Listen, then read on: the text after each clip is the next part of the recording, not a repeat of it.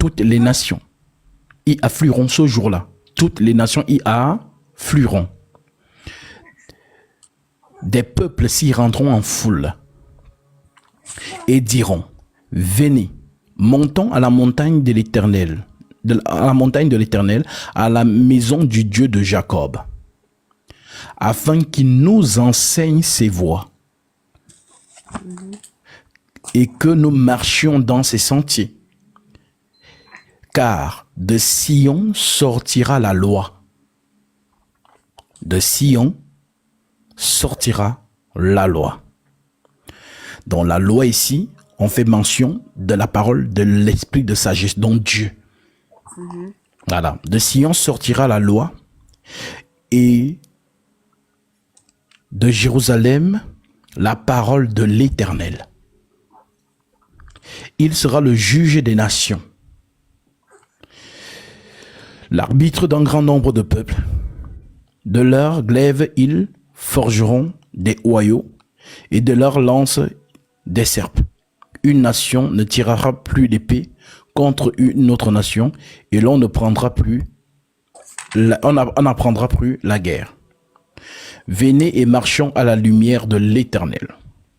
Donc, à quel moment donc la parole de Dieu est venue sur la terre des hommes? C'est le jour de la Pentecôte. Et le jour de la Pentecôte, donc, on nous dit qu'il y aura des nations dont tous les peuples seront rassemblés à Jérusalem. Alors, comme tous les peuples sont rassemblés à Jérusalem, qu'est-ce qui va se passer? La parole de l'Éternel qui va descendre dans l'Esprit Saint va donc proclamer la parole de Dieu aux langues, dans les langues de ces peuples-là. Voilà donc pourquoi, lorsqu'on lit par exemple Malachie chapitre 4, Malachie chapitre 2, verset 7, il est écrit: car les lèvres du sacrificateur doivent garder la science. Et c'est à sa bouche qu'on demande la loi, parce qu'il est un envoyé de l'Éternel des armées. Les lèvres du sacrificateur doivent garder la science. Et c'est à sa bouche qu'on demande la loi, parce qu'il est un envoyé de l'Éternel des armées. Alors nous nous posons la question: qui a envoyé la bouche? Car la bouche doit garder la science. Je répète, car les lèvres du sacrificateur doivent garder la science. Et c'est à sa bouche qu'on demande la loi, car il est un envoyé de l'Éternel des armées. Donc, la question qu'on se pose, qui a envoyé la bouche? La réponse, c'est Jésus. Dans quelle écriture? Dans Luc chapitre 21, verset 15, qui déclare: je vous donnerai une bouche et une sagesse à laquelle tous vos adversaires ne pourront résister ou contredire. Donc la bouche dont il parlait, c'est quoi? C'est le Saint-Esprit. Et c'est dans le Saint-Esprit qui était envoyé, selon toujours Jésus, Jean 16, verset 7. Il vous est avantageux que je m'en aille, car si je m'en vais pas, le consolateur ne viendra pas vers vous. Mais si je m'en vais, je vous l'enverrai. Donc on envoie le Saint-Esprit. Et maintenant, pour enfoncer le clou sur ce détail, lorsque nous lisons dans l'apôtre Pierre, dans 1 Pierre chapitre 1 verset 10, l'apôtre Pierre dit ceci: les prophètes qui ont prophétisé touchant la grâce qui vous était réservée ont fait de ce salut l'objet de leur recherche et de leur investigation, voulant sonder l'époque et les circonstances marquées par l'esprit de Christ qui était en eux et qui attestait d'avance les souffrances de Christ et la gloire dont elles seraient suivies. Il a fut révélé que ce n'était pas pour eux-mêmes, mais pour vous qu'ils étaient les dispensateurs de ces choses que vous ont annoncées. Maintenant, ceux qui vous ont prêché l'évangile par le Saint-Esprit envoyé du ciel. L'envoyé du ciel, c'est qui? C'est l'Esprit Saint. Par le Saint-Esprit envoyé du ciel et dans lesquels les anges désirent plonger leur regard. Ok. Maintenant que cela est précis, quand on revient donc dans Actes chapitre 2, au verset 1, voici dans les circonstances de cet accomplissement. Le jour de la Pentecôte, ils étaient tous ensemble dans le même lieu. Tout à coup, il vint du ciel un bruit comme celui d'un vent impétueux, et remplit toute la maison où ils étaient assis. Des langues semblables à des langues de feu leur apparurent, séparées les unes des autres, et s'opposèrent sur chacun d'eux, et ils furent tous remplis du Saint-Esprit et se mirent à parler en d'autres langues, selon que l'Esprit leur donnait de s'exprimer. Verset 5. Or, il y avait en séjour à Jérusalem des Juifs, virgule, des hommes pieux, virgule, de toutes les nations qui sont sous le ciel. Donc on voit qu'il y a toutes les nations qui sont sous le ciel. Au bruit qui eut lieu, la multitude accourut, et elle fut confondue parce que chacun les entendait parler dans sa propre langue. Ils étaient tous dans l'étonnement et la surprise, et ils disaient les uns aux autres, voici ces gens qui parlent. Ne sont-ils pas tous galiléens? Et comment les entendons-nous dans notre langue, dans nos propres langues, dans notre langue maternelle? On cite donc les langues des peuples qui étaient là. Parthes, Mèdes, Élamites, ceux qui habitent la Mésopotamie, la Judée, la Cappadoce, le Pont, l'Asie, la Phrygie, la Pamphylie, l'Égypte, le territoire de Libye voisine, de Cyrène, et ceux qui sont venus de Rome, dont les Européens et les Occidentaux si tu veux, Juifs et prosélytes, Crétois et Arabes. Donc même les Arabes étaient là ce jour-là. Crétois et Arabes, comment les entendons-nous parler dans notre langue, dans nos langues des merveilles de Dieu? Donc Dieu se proclame au travers des langues des nations qui sont là. Voilà donc pourquoi il permet aux apôtres de proclamer la parole dans les langues des hommes. Voilà donc pourquoi il n'y avait pas d'interprétation. Parce que quand on parle en langue, selon le parler en langue de 1 Corinthiens 14, l'apôtre Paul dit qu'il faut l'interprétation. Mais sauf qu'ici, il n'y a pas d'interprétation. Ça veut dire que c'était la langue des... Attendez, quand même, c'est un mystère, il faut l'interprétation. Je comprends pas. Bah, justement, c'est ce que j'ai... Oui, vas-y. Lorsqu'on parle en langue, on parle à Dieu, à Dieu. Personne ne comprend. C'est un mystère. Et comment encore il faut l'interprétation si tu parles à Dieu et si c'est un mystère? Ok. Je comprends pas. Nous allons arriver. Donc ici, nous montrons d'abord que le parler en langue qui a été manifesté le jour de la Pentecôte par les 12 n'était pas le parler en langue de l'esprit, c'est-à-dire ce ne sont pas des langues mystérieuses, c'était des langues des hommes. Voilà. Maintenant, ces hommes-là devaient écouter la parole dans leur langue propre, selon la prophétie d'Ésaïe. Ça, on est d'accord, on est clair, c'est bon. Maintenant, quand on pardonne, dans 1 Corinthiens 14, le parler en langue que Paul parle ici n'a rien à voir avec le parler en langue de Acte 2. Donc, le parler en langue dont Paul parle ici, c'est ce qu'on appelle même l'adoration. Parce que Jésus a dit dans Jean chapitre 4 à la femme samaritaine, Dieu est esprit. Et il faut que ceux qui l'adorent en esprit et en vérité. Ce sont des adorateurs que Dieu recherche. Donc, pour adorer Dieu, il faut que l'Esprit de Dieu soit en toi. Donc, tu ne peux pas adorer l'Éternel si l'Éternel n'est pas en toi. Voilà donc pourquoi ici, l'apôtre Paul dit donc 1 Corinthiens 14, recherchez la charité, aspirez aux dons spirituels, mais surtout en celui de prophétie. En effet, celui qui parle en langue ne parle pas aux hommes, mais à Dieu, car personne ne le comprend. Et c'est en esprit qu'il dit des mystères. Ok. Celui qui prophétise, au contraire, parle aux hommes. Voilà.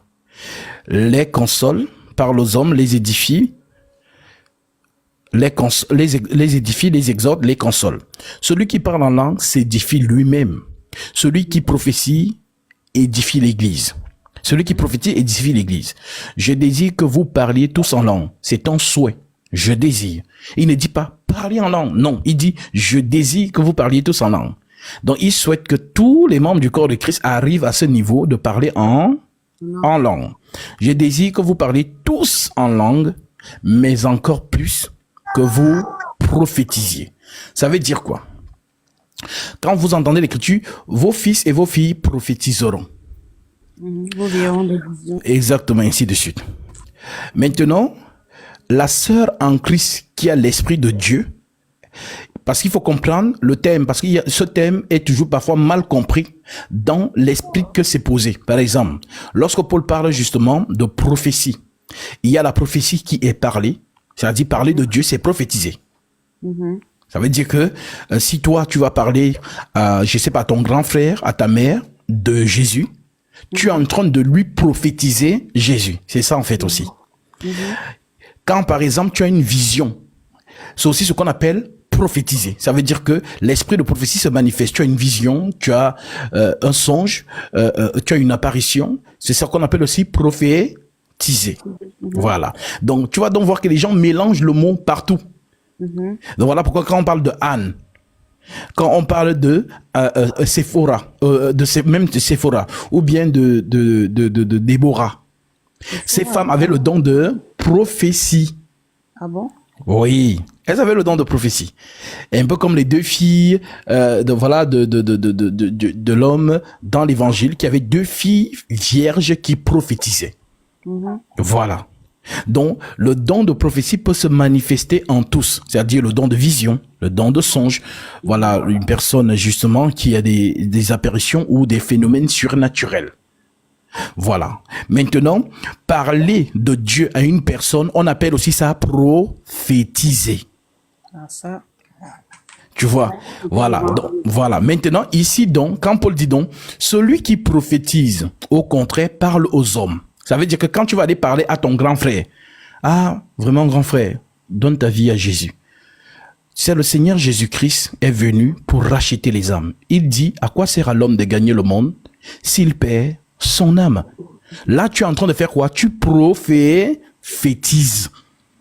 Tu ne vas pas aller chez ton grand frère en train de dire ribobo, ribaba, machin. Ton grand frère ne comprend rien, tu vois. Voilà donc pourquoi Paul dit, celui qui prophétise, au contraire, parle aux hommes, les édifie, les exhorte, les console. Celui qui parle en langue s'édifie lui-même. Celui qui prophétise édifie l'Église. Je désire que vous parliez tous en langue, mais encore plus que vous prophétisiez. Celui qui prophétise est plus grand que celui qui parle en langue, à moins que ce dernier n'interprète, pour que l'Église en reçoive l'édification. Maintenant, il continue en disant, et maintenant, frères, de quelle utilité vous serais-je si je venais à vous en vous parlant en langue? Ribobo, ribaba, je vous défie en quoi? En rien? Alors il dit, et maintenant frère, de quelle utilité vous serez si je venais à vous en vous parlant en langue? Et si je ne vous parlais pas par révélation, par connaissance, par prophétie ou par doctrine? Si les objets inanimés qui rendent un son comme une flûte ou une harpe ne rendent pas un son distinct, comment reconnaîtra-t-on ce qui est joué sur la flûte ou la harpe? Un peu comme quelqu'un qui va s'asseoir sur le piano et qui commence à taper les notes en désordre. Toi, tu sauras qui joue, il joue quoi. Mais si une personne qui maîtrise commence à nous jouer peut-être la symphonie de Mozart, et que non, donc tu reconnais maintenant que ça c'est du Mozart. Donc tu reconnais ce qui est joué. C'est donc aussi ça justement le don. Maintenant, l'apôtre Paul continue donc alors en disant, il dit, et si la trompette rend un son confus, si par la langue vous ne donnez pas une parole distincte, comment saura-t-on ce que vous dites? Car vous parlez en l'air. Quelque nombreuses que puissent être dans le monde les diverses langues, il n'en a aucune qui ne soit une langue intelligible. Si donc je ne connais pas le sens de la langue, je serai un barbare pour celui qui parle. Et celui qui parle sera un barbare pour moi. De même vous, puisque vous aspirez au don spirituel, que ce soit pour l'édification de l'Église, que vous cherchez en posséder abondamment. Donc le seul désir de posséder un don spirituel, c'est pour l'Église. Voilà. C'est pourquoi, donc ici tu comprends maintenant ici que ceux qui disent qu'ils ont les dons spirituels, mais ils ne sont pas dans l'assemblée, ce sont des menteurs. Ceux qui vous disent, je suis sûr que tu as déjà entendu cette parole, j'ai ma relation personnelle avec Jésus dans ma chambre. Ça veut dire qu'elle est seule, il est seul, il fait ses choses. Ça veut dire que ce sont des menteurs et des menteurs. Jésus n'est pas avec eux. Le don de l'Esprit Saint ne se manifeste que dans l'assemblée des saints pour l'édification du corps de Christ. Ça veut dire que si tu as un don de guérison et que ce don se manifeste, l'église en reçoit l'édification. Lorsqu'il y a des malades dans l'église, ainsi de suite, tu manifestes ce don. Si par exemple, la sœur a le don de parler en langue et le don de l'interprétation, lorsque ça se manifeste, l'église en reçoit l'interprétation. Donc tout ce que nous pouvons manifester par les choses de l'Esprit Saint, c'est pour l'église que Jésus donne ça. Voilà pourquoi Paul dit, de même vous, puisque vous aspirez aux dons spirituels, que ce soit pour l'édification de l'église que vous cherchez en posséder abondamment. Voilà. Maintenant, là, on n'entre pas encore dans les choses du monde. Parce que dans le monde, vous allez aller dans des villages, vous allez entendre qu'il y a des grands-mères qui font des choses là-bas bizarres. Ce sont des dons. Mais qui ne sont pas dans l'église. Vous allez entendre des sorciers qui font des choses, ainsi de suite. Qui lisent l'avenir aux gens, qui jettent des courriers, ainsi. Tout ça, ce sont des dons. Mais qui ne sont pas dans l'église. Donc, si un jour, ce frère ou cette sœur, qui est encore sorcière ou sorcier ou devin ou astrologue ou quoi que ce soit, un jour elle croit au Seigneur Jésus-Christ, son don là ne va pas disparaître. Au contraire, ça va se perfectionner dans le Seigneur. Et elle le fera maintenant sous l'action de l'Esprit Saint et non plus sur des choses justement par lesquelles il passe pour justement avoir de la magie. Quand vous entendez souvent Simon le magicien, il faisait des choses extraordinaires. Quand vous entendez les astrologues, par exemple, on parle de Balaam, ainsi de suite. Donc, lorsqu'on continue, Paul continue en disant, c'est pourquoi que celui qui parle en langue prie pour avoir le don d'interpréter. Que celui qui parle, c'est pourquoi que celui qui parle en langue prie pour avoir le don d'interpréter. Ça veut dire quoi? Ça veut dire que si je suis saisi dans l'assemblée et que le parler en langue se manifeste, je prie aussi pour que le don de l'interprétation soit donné. Les gens ont entendu, tu as parlé en esprit. D'accord. Maintenant, tout le monde qui est là attend l'interprétation pour savoir ce que l'esprit a dit. Par exemple, si l'esprit dit que sortez vite, dans 2 heures, il y aura le tremblement de terre là où vous êtes là. Et que toi, tu as dit ça en langue. Mais l'église n'a pas reçu l'interprétation. 2 heures après, la terre se fend, on entre dedans. Pourtant, l'esprit a donné l'avertissement. Donc, il est utile donc que si une sœur ou un frère est saisi par l'esprit et qu'il parle en langue, l'interprétation sera donnée. Peut-être par la sœur elle-même qui est en train de parler, ou alors par une autre personne qui va recevoir par l'esprit l'interprétation de ce que tu es en train de dire. Et par la même action, elle se lève ou il se lève et commence maintenant à interpréter. Et l'église reçoit l'interprétation. Et on glorifie Dieu. Ça veut dire que si tu n'es pas saisi par l'esprit, tu ne peux pas te lever. Peut-être tu commences à parler en langue quand tu pries. Exactement. Là, il faut être saisi par l'esprit. C'est ça. Maintenant, les menteurs et les voleurs spirituels, si je peux dire ça comme ça, inventent eux-mêmes des langues où certaines personnes apprennent les autres. Non, répète après moi. Riri, roro, rara. Ah, maintenant tu parles en langue. Ce sont des faux parlants en langue. Ça, c'est déjà de 1. Et c'est répandu dans beaucoup de gens. Je sais par exemple, il y a une vidéo là, ça fait même des 30 ans, où il y a une dame qui pose des questions.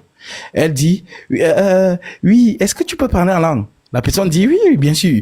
Ripobo, ripaba, roripara. Ah, c'est bien, c'est bien. Après, elle tend le micro à une autre personne. La personne. Donc, ce sont des choses que eux-mêmes, ils décident de faire. Ça n'a rien à voir de l'esprit. Voilà pourquoi tous ceux qui sont des prophètes, tous là parlent comme ça. Mais c'est pour te dire que ce ne sont pas des prophètes. Ce sont des marmailleurs, ce sont des menteurs en fait. Ça veut dire qu'eux-mêmes, ils pensent que ce qu'ils font, ils sont dans la vérité, c'est le faux. Quand tu vas peut-être voir Marcelo Tonassi, Materiaba. Il parle un peu dans le micro, après il fait Materiaba. Ce sont des faux parlants. Ça. Et tu vas voir que celui qui entend ça dans sa soi-disant église, il va enregistrer ça. Il a dit Materiaba. Elle commence aussi à dire la même chose. Materiaba. Et ça se répand, ça se répand, ça se répand. Et ces personnes pensent qu'ils parlent en langue. Tu vois donc que le mal est profond. Wonderful. Ah oui. Le mal est très profond. D'ailleurs, même, permets-moi, je vais trouver cette vidéo-là. Parce qu'il est important que...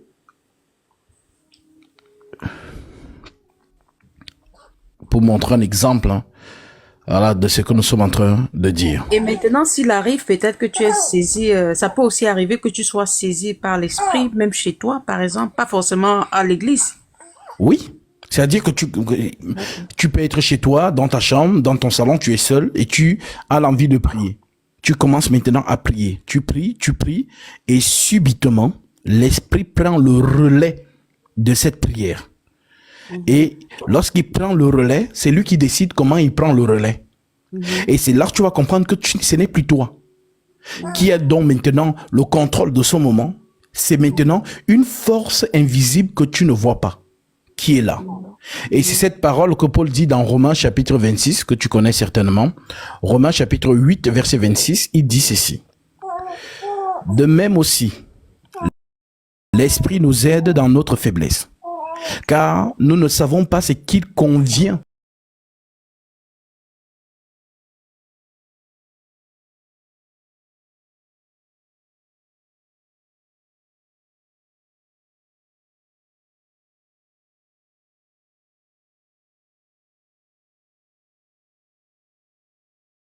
aller prier en français. Oh Seigneur, vraiment, garde ton église. Seigneur, permets en sorte que ta parole soit encore répandue et que tous tes enfants qui sont encore retenus captifs dans les fausses doctrines, vraiment entendent la vérité et sortent de là. Seigneur, tu connais tes enfants qui souffrent. Seigneur, je prie que tu étends ta main, que tu les soulages. Je prie que Seigneur, donc tu pries en français ou dans ta langue, je sais pas, ou en anglais ou ainsi de suite. Maintenant, tu vas voir que si tu as le Saint-Esprit, que tu es en train de prier comme ça, l'Esprit lui-même prend dans le relais. Et c'est à ce moment-là qu'on parle dans des soupirs inexprimables. Mais l'Esprit lui-même intercède. L'intercession, c'est la prière. Mais l'Esprit lui-même intercède par des soupirs inexprimables. Alors, qu'est-ce qui se passe à ce moment-là? C'est donc soit la personne commence à parler une langue qui n'est pas justement une langue accessible aux hommes. Donc c'est l'Esprit lui-même qui est en train de proclamer des mystères. Ça veut dire l'Esprit lui-même est déjà en train de prier. Ce n'est plus toi, c'est l'Esprit qui prie maintenant. Et quand l'Esprit prie, c'est ce qu'on appelle la prière du juste et d'une grande efficacité. Parce que Dieu ne peut rien se refuser à lui-même. Voilà pourquoi quand Jésus voulait prier, notamment devant la tombe de Lazare, qu'est-ce qu'il dit?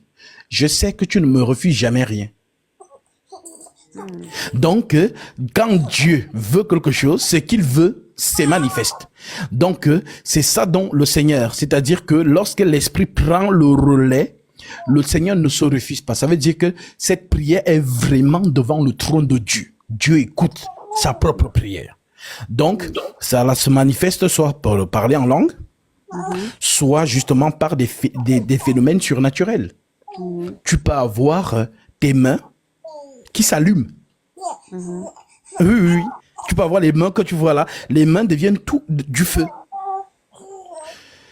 Tu peux avoir tes genoux qui se décollent du sol. Tu peux avoir un vent violent qui souffle, mais rien ne se lève. Donc, ce sont les manifestations de l'esprit. Par exemple, tu vas voir que dans Actes chapitre 19, je montre cela comme un exemple. Si je prends Actes chapitre 4, je prends le verset 27. L'Écriture dit ceci. En effet, contre ton saint serviteur Jésus que tu as oint, Hérode et Ponce Pilate se sont liés. Donc ici, c'est les apôtres qui se réunissent et qui se mettent donc à prier. Donc verset 23, après avoir été relâchés, ils allèrent vers les leurs et racontèrent tout ce que les principaux sacrificateurs et les anciens leur avaient dit. Lorsqu'ils eurent entendu, ils élevèrent à Dieu la voix tous ensemble. Donc, il se met donc à prier. Écoute donc la prière. Il se met donc à prier et il dit ceci.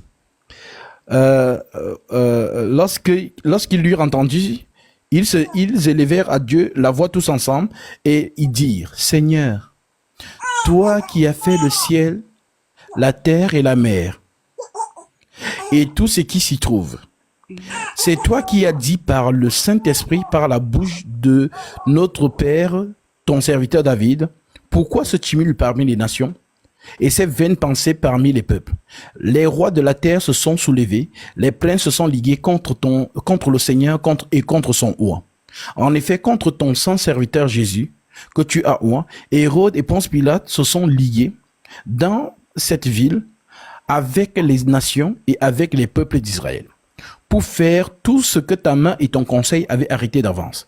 Et maintenant, Seigneur, vois leurs menaces et donne à tes serviteurs d'annoncer ta parole avec une pleine assurance, en étendant ta main pour qu'ils se fassent des guérisons, des miracles et des prodiges, par le nom de ton saint serviteur Jésus.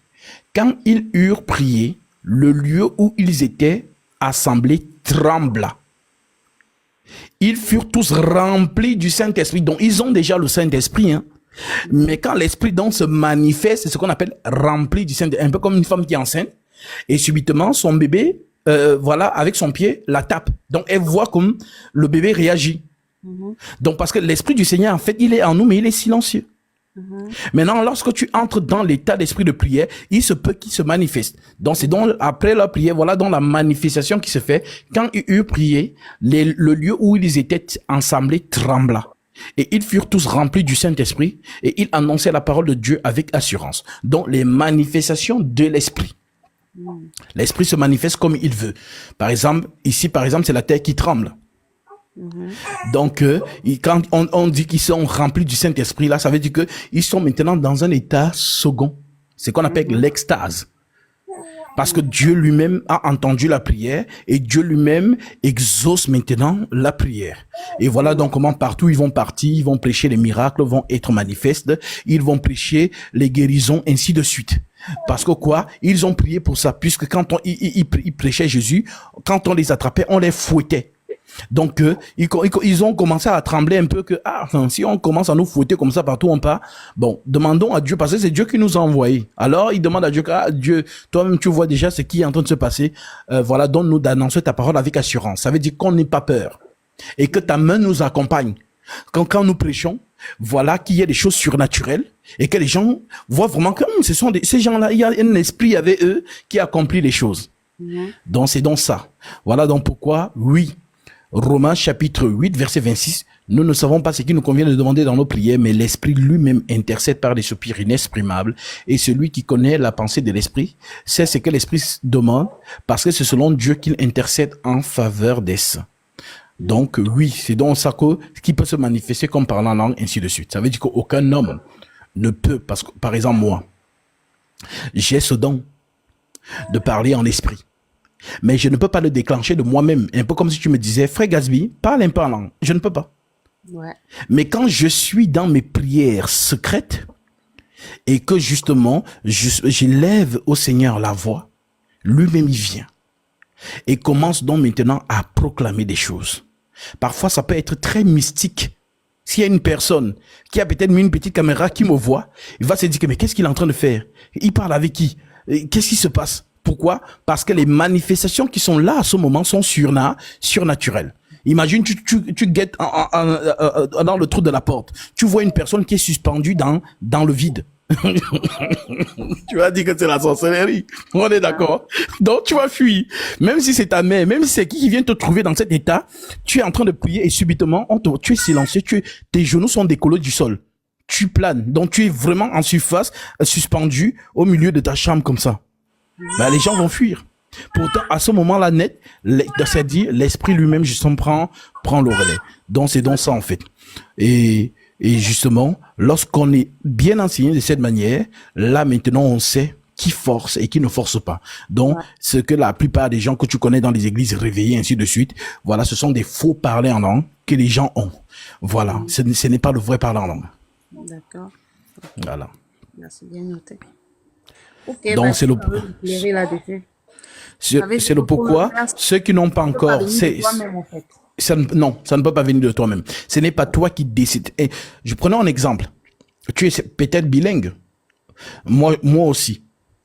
Je parle espagnol couramment. Je peux décider de moi-même de parler espagnol quand je veux.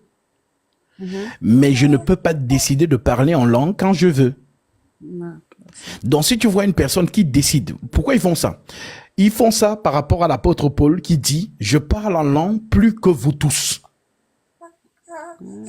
Voilà. Donc, quand Paul dit, je glorifie le Seigneur parce que je parle en langue plus que vous tous, Paul est en train de dire que parce que Paul, c'est un homme de prière. Lorsqu'il est en prière, le Seigneur se manifeste. Lorsque justement il doit y avoir réunion des saints, c'est cet ancien qui convoque l'assemblée sous l'autorité du ministère qu'il a reçu, c'est-à-dire l'apôtre Paul. Alors cela vient d'où? Cela vient de la loi. Je prends un exemple concret. Si nous sommes dans Nombre chapitre 10, au verset 1, voici ce qui est écrit. L'Éternel parla à Moïse et dit, fais-toi 2 trompettes d'argent. Tu les feras d'argent battu. Elles te serviront pour la convocation de l'assemblée et pour le départ des camps. Quand on sonnera, toute l'assemblée se réunira auprès de toi. Donc, quand Moïse convoque la convocation solennelle, le peuple d'Israël se réunit autour de lui.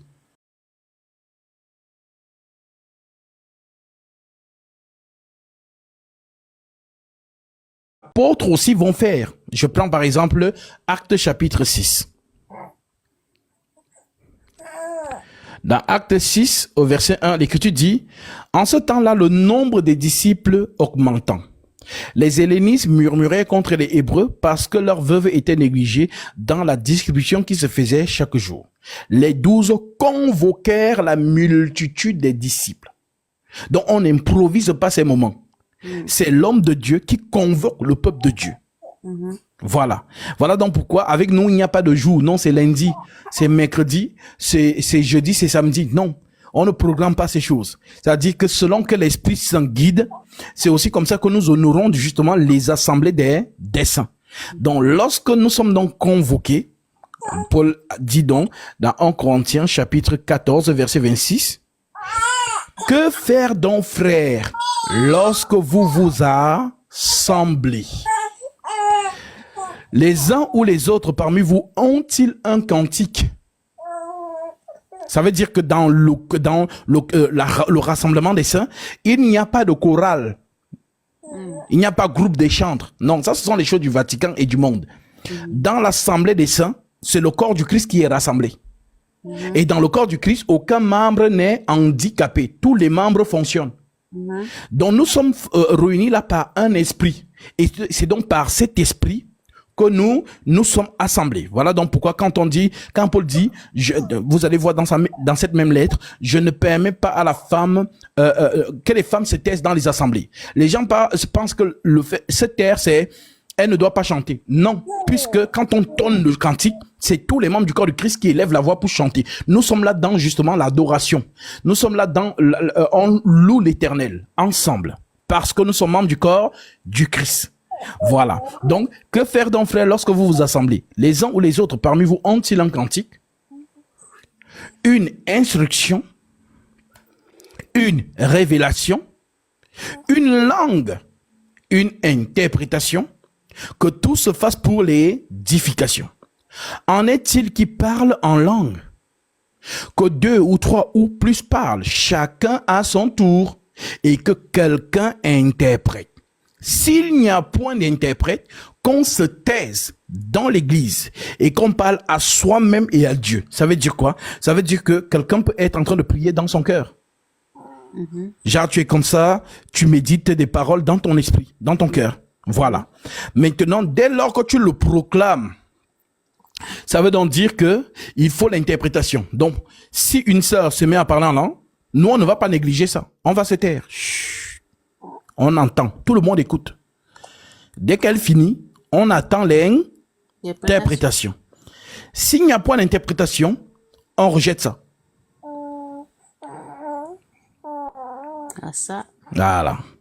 C'est ce qu'on appelle donc, c'est-à-dire, nous sommes lucides dans ce moment-là. Parce qu'il faut savoir que là où les enfants de Dieu sont réunis, c'est là où Satan vient. Satan n'a rien à faire là où il y a le mensonge.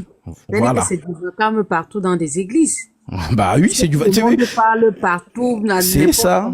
C'est ça. C'est ça. C'est ça. C'est ça.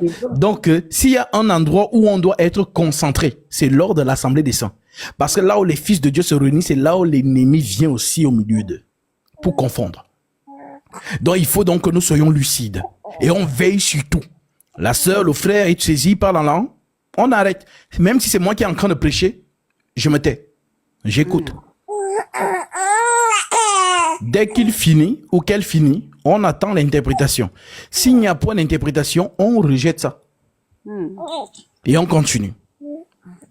Donc, voilà donc comment on discerne les esprits justement qui se manifestent. Voilà donc pourquoi, lorsqu'il y a interprétation, nous sommes tous dans la joie. Voici le message que le Seigneur donne à l'église. Et alors nous sommes dans la joie parce que le Seigneur a donné justement le parler en langue et il a donné l'interprétation pour que l'église en reçoive l'édification. Donc je répète cette écriture. Il dit, en est-il qui parle en langue, que 2 ou 3 ou plus parlent, chacun à son tour, et que quelqu'un interprète. S'il n'y a point d'interprète, qu'on se taise dans l'église et qu'on parle à soi-même et à Dieu. Si peut-être le frère ou la sœur était chez elle, seule dans sa maison en train de prier et qu'elle parle en langue, c'est entre elle là-bas. Donc, elle est seule. Si justement le Seigneur lui donne l'interprétation, gloire à Dieu, elle va recevoir elle-même. Si on ne lui donne pas, voilà, personne n'est choqué puisqu'elle est seule. Ouais, c'est ça. Voilà, c'est ça en fait. Donc maintenant, il continue au verset 30, au verset 29. Pour ce qui est des prophètes. Donc ici maintenant, ça fait partie donc justement de ceux qui ont justement le don de l'enseignement. Moi, suivre l'enseignement, c'est voilà. Donc ceux qui ont donc le don de l'enseignement disent donc, pour ce qui est des prophètes, que 2 ou 3 parlent et que les autres jugent. Pareil pour ceux qui ont justement les visions, parce que quand on peut, nous sommes en assemblée comme ça, le Seigneur peut parler aussi par des visions, voilà, à une sœur, à un frère, ou par des songes, ou par, tu vas voir, une sœur est peut-être au milieu de nous, subitement, elle tombe, elle commence à dormir. Et elle revient en elle, Dieu lui a donné le message. Voilà comment ça se passe. Donc, si justement une personne a reçu l'oracle de Dieu, elle donne l'oracle à l'assemblée. Maintenant, à la lumière, voilà, comme ce sont les enfants de la prophétie, nous jugeons ce qui a été donné. Maintenant, verset 31, verset 29. Pour ce qui est des prophètes, que 2 ou 3 parlent et que les autres jugent. Donc, on juge la prophétie. Et si un autre qui est assis a une révélation, que le premier se taise. Car vous pouvez tous prophétiser successivement afin que tout soit instruit et que tout soit exhorté. Les esprits des prophètes sont soumis aux prophètes. Donc nous sommes là, donc l'esprit de la prophétie, c'est qui? C'est Jésus, donc c'est le Saint-Esprit. Alors tous ceux qui participent à cette réunion sont soumis au Saint-Esprit. Les esprits des prophètes sont soumis aux prophètes. Car Dieu n'est pas un Dieu de désordre. C'est-à-dire que si c'est Dieu qui préside le culte, il n'y a pas le désordre. Donc, voilà, bah justement, voilà. Car Dieu n'est pas un Dieu de désordre, mais de paix. Comme dans toutes les églises des saints. Donc, c'est dans la recommandation qu'il donne à tous ceux qui se disent qu'ils sont du Seigneur. Ça veut dire que même si vous êtes, je ne sais pas dans quel coin du monde, et que vous dites que vous êtes l'assemblée des saints, voilà les choses qu'il faut respecter. Comme dans toutes les églises des saints, que les femmes se taisent dans les assemblées. Car il ne leur est pas permis d'y parler, mais qu'elles soient soumises selon que le dit aussi la loi. C'est-à-dire dans la loi, c'est justement le sacrificateur qui se lève pour prendre autorité sur le peuple. Voilà pourquoi on parle de la supériorité. Je donne l'écriture. Lévitique chapitre 21 verset 10.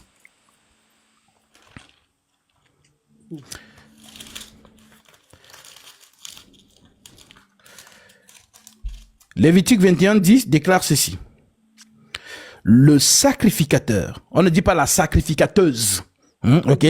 Le sacrificateur qui a la supériorité sur ses frères, sur la tête duquel a été répandue l'huile d'onction et qui a été consacré et revêtu des vêtements sacrés, ne découvrira point sa tête et ne déchirera point ses vêtements. Ça veut dire que dans la loi, celui qui préside, c'est l'homme. Voilà donc pourquoi les apôtres, qui sont d'abord eux-mêmes d'abord israélites, vont maintenant instaurer ça dans l'assemblée des saints.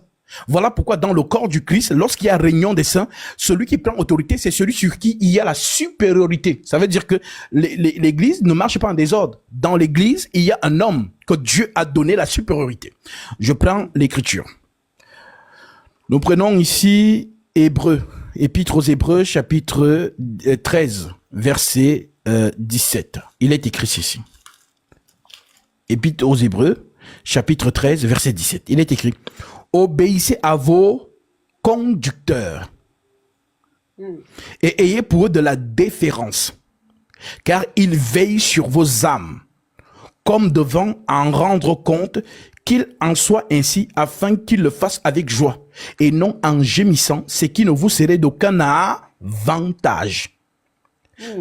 Ça veut dire quoi? Dieu prend un homme, Moïse, il l'envoie. Tous ceux qui vont faire le désordre, qui ne vont pas écouter Moïse, rien ne sera à leur avantage. Donc si le peuple commence à murmurer comme Moïse, Dieu ferme le ciel sur eux. Voilà pourquoi vous allez donc voir que dans Nombre chapitre 16, pour ceux qui ont lu cela, tout le peuple s'est opposé à Moïse. Dieu est descendu, il a tué les gens. Donc Dieu qui tue les gens en désordre. Et voilà les enfants d'Israël qui se mettent à courir, fuyons, fuyons, ainsi de suite. Et le même Moïse commence maintenant à intercéder pour eux, pour le peuple. Que, Dieu, voilà, c'est un homme qui a péché. Il ne faut pas que tu finisses tout le peuple. Parce que Dieu, c'est comme ça, quand il choisit un homme, ceux qui sont justement dans ce peuple doivent discerner que l'homme là, il est bizarre. C'est un homme que nous voyons, oui, mais en réalité, celui qui l'a oué, c'est Dieu. Donc c'est Dieu qui est là. Donc celui qui n'a pas le discernement, de savoir que, ça veut dire quand par exemple tu regardes l'homme de Dieu, toi tu penses que c'est ton camarade. C'est ton camarade, tu fais n'importe quoi, tu viens ainsi de suite. Ça veut dire que tu n'as pas discerné. Voilà pourquoi on parle de déférence. Ça veut dire que le Seigneur est venu au milieu de nous. Les apôtres, voilà, savaient que c'était le maître. Voilà pourquoi on l'appelait maître. Et il lui dit lui-même, vous m'appelez maître et Seigneur. Vous dites bien parce que je le suis. Moi qui suis votre maître et votre Seigneur, je vous ai lavé les pieds. Faites de même pour vos frères. En d'autres termes, ce n'est pas parce que je suis l'homme de Dieu que je vais commencer à marcher comme si je gonfle. Quand je marche, et les gens doivent se coucher par terre. Je monte sur eux, un peu comme tu vois souvent chez les faux pasteurs, dès qu'ils descendent de la voiture, les gens viennent ouvrir la portière à genoux. Voilà, donc ça c'est l'abus. C'est-à-dire ils ont compris la chose, mais ils sont dans l'abus. Parce que c'est réellement comme ça que ça doit être. Mais ces gens-là sont dans l'abus. Voilà pourquoi tu vas voir que quand Pierre vient entrer chez Corneille, qu'est-ce que Corneille fait? On dit que Corneille se prosterne. Mais pourquoi il se prosterne? Parce qu'il se dit que, attends, le Seigneur vient d'entrer chez moi. Mais le Seigneur me dit, va appeler Pierre. Il te dira les paroles qui te sauveront. Alors Corneille, en tant qu'être humain, s'est dit, mais attends, je viens de voir quelque chose d'excellent. Mais ce que je viens de voir m'oriente vers Pierre. Qui est Pierre? Pourquoi m'oriente vers lui? Alors forcément, il s'est dit que celui qui vient, peut-être le Pierre dont on parle là, c'est lui le boss. Voilà donc pourquoi quand il voit Pierre, il se prosterne. Et Pierre a le bon réflexe en lui disant, lève-toi, moi aussi, je suis un homme. Mais aujourd'hui, qu'est-ce que tu vois quand les gens se prosternent et tout? Mais ils sont plutôt contents. Voilà. Tu vois par exemple le pape quand il passe, même sa main on va souvent l'arracher parce qu'ils veulent baiser sa bague. Ouais. Voilà, donc c'est un signe d'allégeance. Voilà pourquoi vous allez voir. Et on le faisait au roi. Tu vas peut-être prendre la royauté que nous avons au Maroc. Le fils du Maroc, quand il passe, les gens ne voient pas son père. Hein. Ils savent que c'est son fils, c'est un prince. Mais quand il passe, il a les mêmes honneurs que le père. Donc quand il tend la main, les gens se baissent pour baiser sa main. C'est un signe d'allégeance et d'autorité. Ça veut dire que celui qui vient là, c'est le roi, sous une autre apparence. Ouais. Donc ce n'est pas parce que je ne vois pas le roi que je vais dire, ah non, c'est son fils, je ne le néglige. Si tu le négliges, tu as négligé le roi. Ouais. Donc si on ne comprend pas les choses comme ça, on ne peut pas comprendre les choses du Seigneur aussi. Lisons une écriture. Matthieu chapitre 10. Vous allez voir que le Seigneur a visité beaucoup de gens, mais les gens n'ont pas eu le discernement que c'était lui. Et ils ont négligé la personne. Matthieu chapitre 10, verset, si je prends le verset, il me semble, verset 40. Oui, l'Écriture dit ceci. Celui qui vous reçoit, me reçoit. Celui qui reçoit, je reprends, celui qui vous reçoit, me reçoit. Et celui qui me reçoit, reçoit celui qui m'a envoyé. Celui qui reçoit un prophète en qualité de prophète recevra une récompense de prophète. Et celui qui reçoit un juste en qualité de juste recevra une récompense de juste. Et quiconque donnera seulement un verre d'eau froide à l'un de ces petits, parce qu'il est mon disciple, je vous le dis en vérité, il ne perdra pas sa récompense. C'est l'hiérarchie. Ça veut dire que Dieu, selon la doctrine, l'écriture, même le Seigneur lui-même le dit, j'ai été envoyé par mon Père. Donc, selon la doctrine, amen. Donc, quand nous voyons, donc, on dit que, il dit, tout pouvoir m'a été donné dans les cieux et sur la terre. Donc, quand il descend, ceux qui n'ont jamais vu Dieu invisible, lorsque Jésus est sur terre, c'est lui Dieu. Toute autorité m'a été donnée. Donc, quiconque le reçoit ainsi, un peu à l'image de ce brigand à la croix, qui dit, souviens-toi de moi. Je sais que j'ai péché, j'ai fait des mauvaises choses, mais souviens-toi de moi quand tu viendras dans ton règne. Donc, il met sa confiance, c'est Dieu qui nous a visités. Maintenant, l'autre dit, mais si tu es le sauveur, bah, sauve-toi toi-même et sauve-nous. Donc, ce n'est pas parce qu'il a dit ça que Jésus l'a fait. Là, il pouvait ne pas être crédible. Un peu comme quelqu'un qui dit, tu es un homme de Dieu, oui, il fait un miracle. Ouais. Tu vois? Donc, lui aussi, quand il était à la croix, l'autre brigand lui a dit, si tu es le Messie, ben, sauve-toi toi-même, descends de la croix et sauve-nous. Jésus ne l'a pas fait. Alors, qu'est-ce qu'en déduit ce dernier? Ah, c'est un faux prophète. Ouais. Donc, ce n'est pas parce qu'on nous met au défi qu'on doit répondre au défi. Ouais. Un peu comme Pilate a dit à Jésus, es-tu roi? Il dit oui, je suis roi, je suis venu dans le monde. Et voilà, et quiconque est de la vérité, écoute ma voix. Pilate lui a dit, qu'est-ce que la vérité? Jésus n'a pas répondu. Donc, pour dire quoi? Pour dire qu'il faut bien comprendre ces choses. Si le Seigneur envoie son émissaire, la personne qui a le discernement va avoir une conduite, c'est-à-dire sainte, envers ce dernier, parce qu'il sait que c'est Dieu qui le visite. Et si tu es dans cet état d'esprit, Dieu te visite. Parce que tu as compris que tu ne le vois pas, mais tu reçois avec tous les honneurs son envoyé. Celui qui vous reçoit, me reçoit. Donc, c'est parce qu'on n'a pas la révélation qu'on néglige donc l'homme de Dieu. On le voit comme n'importe qui, ainsi de suite. Mais ne t'inquiète pas. Ça dit, toi, tu t'es mis dans ta pensée que c'est un frère comme toi, ainsi de suite. Mais en fait, tu n'as pas discerné que Dieu t'a visité. Ouais. Donc, c'est le pourquoi les hommes de Dieu, on parle donc de déférence. Je lis encore cette écriture, c'est très important. Hébreux chapitre 13. Voilà. Verset 17. L'écriture dit ceci. Obéissez à vos conducteurs et ayez pour eux de la déférence, car ils veillent sur vos âmes, comme devant en rendre compte, qu'il en soit ainsi, afin qu'ils le fassent avec joie et non en gémissant, ce qui ne vous serait d'aucun avantage. Donc, de la manière dont l'homme de Dieu est au milieu de vous, en paix et dans la joie, c'est aussi de la même manière que le Seigneur se lève dans vos vies. Parce qu'il est justement le pilier par lequel, c'est-à-dire si vous voulez qu'on appelle la médiation. Prenons encore un autre exemple encore plus poignant. Quand nous prenons 2 Corinthiens chapitre 5. 2 Corinthiens 5, je prends le verset 18. L'apôtre Paul nous dit ceci.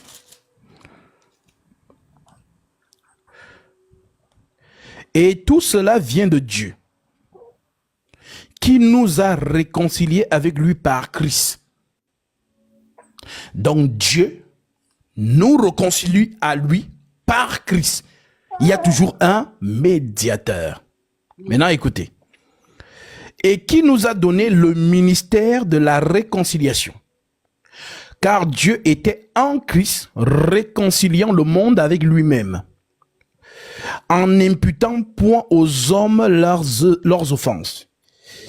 Il a mis en nous la parole de la réconciliation. Nous faisons donc les fonctions d'ambassadeurs pour Christ comme si Dieu exhortait par nous. C'est-à-dire quand Dieu veut te parler, il parle par son serviteur. Comme si Dieu exhortait par nous. Un peu comme Dieu a réconcilié le monde avec un intermédiaire, Christ. Voilà donc pourquoi les gens ne comprennent pas. Donc le Dieu invisible, le grand Dieu des cieux, vient vers les hommes par un homme qu'il a oint. Voilà donc pourquoi l'Écriture dit, tu n'as voulu ni sacrifice, ni offrande, mais tu m'as formé un corps. Ça veut dire que je veux bien me réconcilier avec les hommes, mais avec qui? Je vais faire la paix avec eux. Il faut un médiateur. Et le médiateur ne vient pas de la terre. Le médiateur, c'est qui? C'est Dieu lui-même. C'est-à-dire l'homme par lequel Dieu se réconcilie au monde. Donc voilà donc pourquoi il façonne cet homme, c'est-à-dire que l'esprit qui devient chair, c'est ça en fait, c'est ce que Paul a enseigné. Mystère de la piété, 1 Timothée 3,16.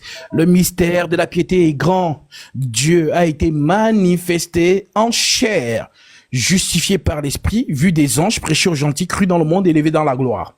Donc voilà comment le Seigneur du ciel et de la terre vient aux hommes par un homme. Donc cet homme-là, c'est qui? C'est l'esprit qui devient un homme.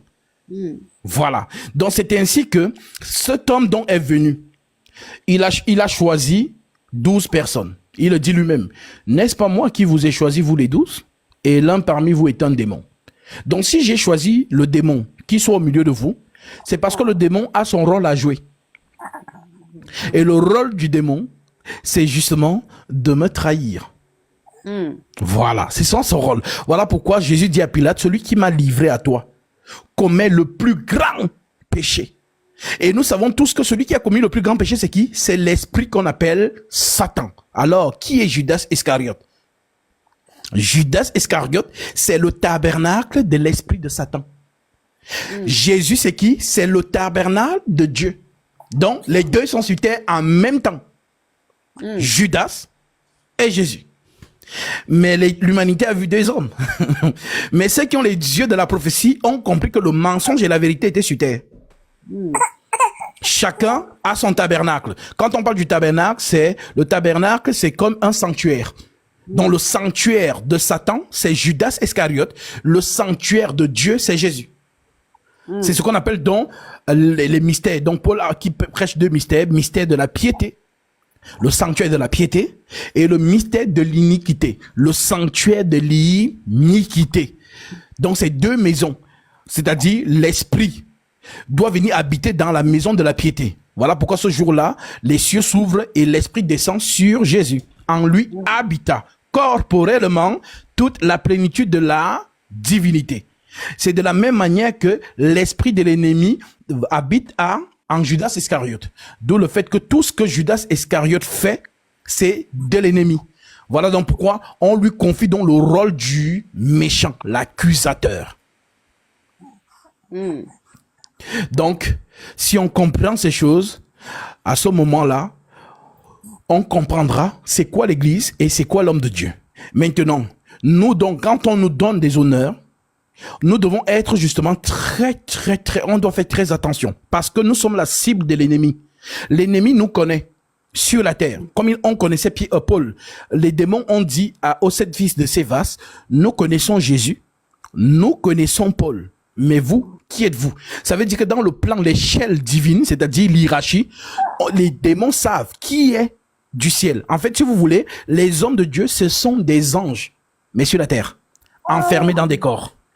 Donc des émissaires. Ça veut dire qu'il y a des anges célestes.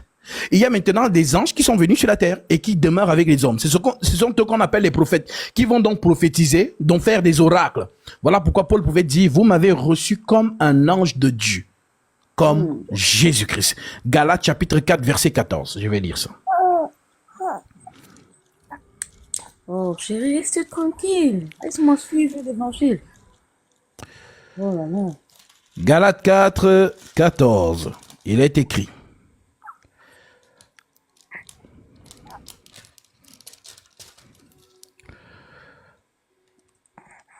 Et mis à l'épreuve par ma chair, vous n'avez témoigné ni mépris ni dégoût. Mais vous m'avez au contraire reçu comme un ange de Dieu. comme Jésus-Christ. Il dit que les saints l'ont reçu comme Jésus. Avec les honneurs qu'il faut, comme un ange de Dieu. Parce que l'ange de Dieu, en réalité, c'est lui-là. Je n'ai pas envie de monter dans les choses élevées pour ne pas perdre certaines personnes. L'ange de Dieu, dont l'envoyé, c'est lui, Jésus. Ce qu'on appelle l'esprit, dont l'ange de lumière. Voilà, l'ange qui se manifeste dans les ténèbres, dont la vérité, l'esprit. Donc, Paul dit donc que les saints l'ont reçu comme un ange de Dieu, comme Jésus-Christ. Voilà, c'est donc ainsi que nous restons dans l'humilité de Jésus lui-même. Dieu sur terre, il ne s'est pas montré comme je ne sais pas quoi, mais il avait toujours cette attitude d'humilité. Voilà pourquoi on nous amène donc à être comme lui. Ayez en vous les sentiments qui étaient en Jésus-Christ, lequel existait en forme de Dieu, n'a point regardé comme une proie arrachée d'être égal à Dieu, mais s'est dépouillé lui-même. Il est devenu semblable aux hommes, ayant paru comme un simple homme. C'est donc l'attitude des vrais hommes de Dieu. Ça veut dire que au milieu du peuple de Dieu, nous sommes comme des enfants. Nous sommes comme des pères. Ça veut dire que à tout moment, nous savons quel rôle jouer. Lorsque nous sommes, c'est-à-dire nous sommes accessibles. Parce que vous allez voir qu'il y a les gens, de Dieu, ils ne sont plus accessibles aux gens. Non, il faut tout un cortège, et ainsi de suite. Et voilà, exactement. Donc le Seigneur n'était pas comme ça. Voilà pourquoi tu vas voir que même quand il s'asseyait, les petits enfants voulaient venir vers lui. Les apôtres barraient la route en disant non, non, ne le dérangez pas. Et il disait non, laissez venir à moi les enfants.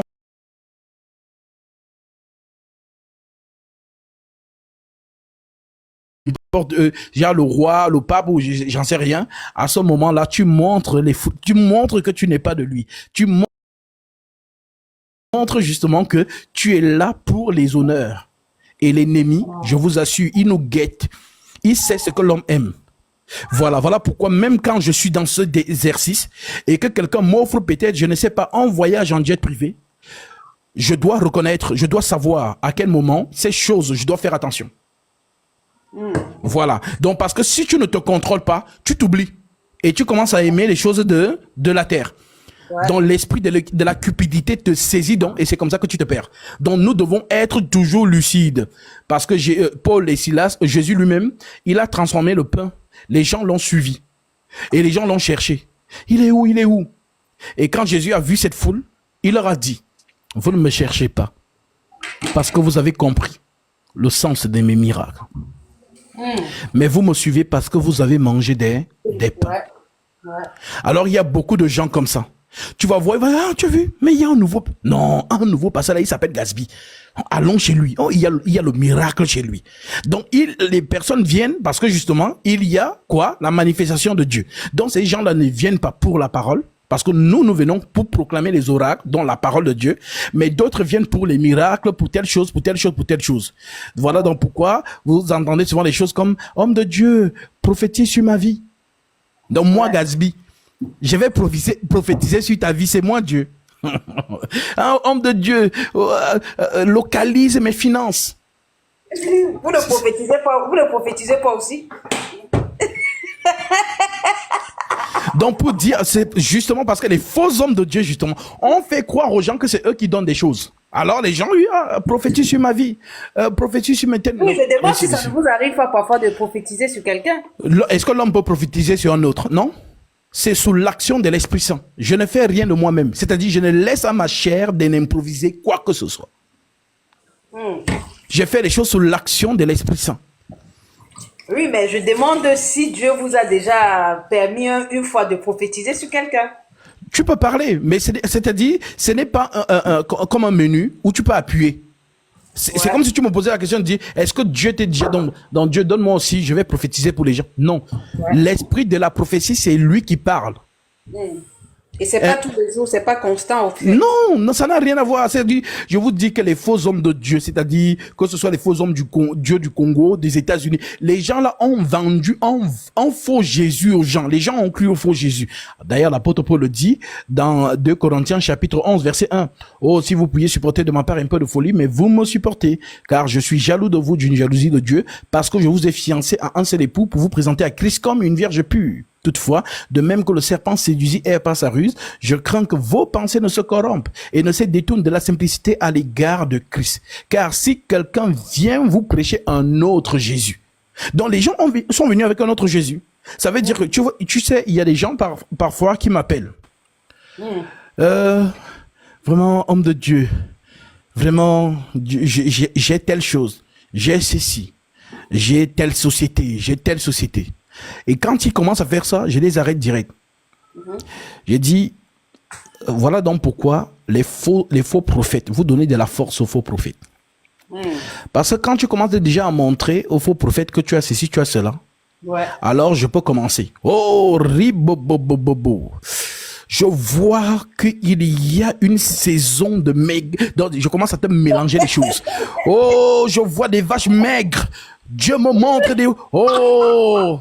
Alors, tu as compris ça. Les vaches maigres. Alors, quand je t'amène dans l'écriture de Joseph, tu vois que les vaches maigres annonçaient quoi? Ça annonce, là, justement, les temps difficiles.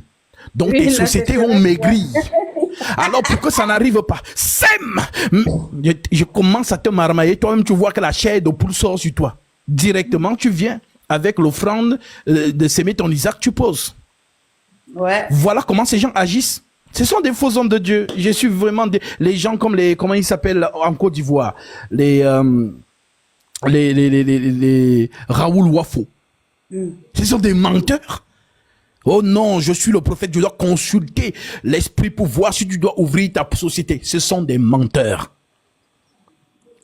Et c'est tellement imprégné au Congo, en Côte d'Ivoire, c'est-à-dire au Ghana, franchement, les gens ils sont loin. Oui, les gens comme les Makosso, et ils font leur business, ils n'ont rien à voir avec Dieu. C'est vous qui croyez qu'ils tu as déjà vu, c'est-à-dire un homme de Dieu qui se comporte de la sorte? Jamais pour lui, là, non, c'est flagrant. Hein? Mais vous allez voir les gens qui le suivent. Pourquoi? Parce que quand il vient, oh, il ne me reste que 250 flacons. Dans ce flacon, il y a l'huile du rabbin d'Israël. Si tu mets cette huile sur toi, tu vois comment les Juifs sont riches. Voilà, la même onction de la richesse va planer sur toi. Il ne me reste que 250. Et le parfum, c'est 300 €. Les gens s'arrachent. Oui, prends le numéro, appelle-moi en inbox. Les gens s'arrachent pour acheter des choses. Donc, et comme on sait que les gens sont donc sensibles à ça, qu'est-ce qu'ils font maintenant? Bah, d'autres s'investissent donc à proprement dit. Vont en Inde acheter la magie. Vont dans les choses, font des rituels, dorment dans des cimetières, voilà, couchent avec des cadavres, toutes ces choses pour attirer quoi? La puissance. Et c'est donc cette puissance qui viennent donc manifester dans leurs soi-disant églises. Et d'autres qui cachent des choses dans les plafonds. Vous entrez dans les plafonds de ces fausses églises, il y a des fétiches. C'est-à-dire, dans ces fausses églises-là, vous êtes là, vous chantez, mais ce qui est là en haut, c'est ça qui vous aspire tous. Mon Dieu. Ah non, mais l'ennemi, franchement, c'est grave. Tout ça, pourquoi? Parce que les gens ne cherchent pas Jésus. Les gens cherchent ce que Jésus donne. Et c'est triste. Donc nous qui venons, nous sommes riches en parole. C'est ça la richesse que Jésus nous envoie proclamer sur la terre. C'est la richesse de la parole. Je lis cette écriture. Apocalypse chapitre 3 verset 18.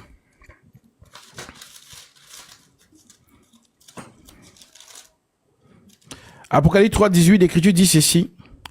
Je te conseille d'acheter de moi de l'or éprouvé par le feu, afin que tu deviennes riche.